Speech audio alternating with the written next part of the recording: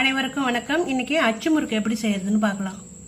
அச்சு முறுக்கு செய்ய தேவையான பொருட்கள் நான் பதப்படுத்தின மாவு பச்சரிசி மாவு ஒரு டம்ளர், அரை டம்ளர் மைதா மாவு, ஒரு மூடி தேங்காய் நல்ல கெட்டி பால் எடுத்து வச்சுக்க அரைச்சி, சுவைக்கு ஏற்ப உப்பு, தேவையான அளவு எண்ணெய், ஒரு கிண்ணத்தில் அரிசி மாவு, மைதா மாவு, சால்ட்டு.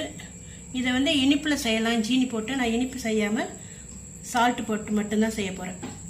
அப்போ தேவையான அளவு தேங்காய் பால் விட்டு கொஞ்சம் கொஞ்சமாக கலக்கணும்.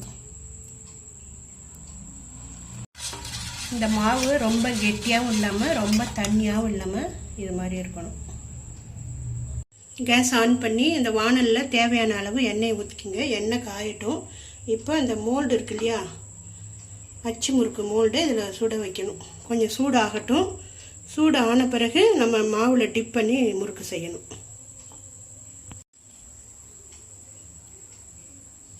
ஃபுல்லாக முக்கக்கூடாது, ஒரு அரை இது தான் முக்கணும்.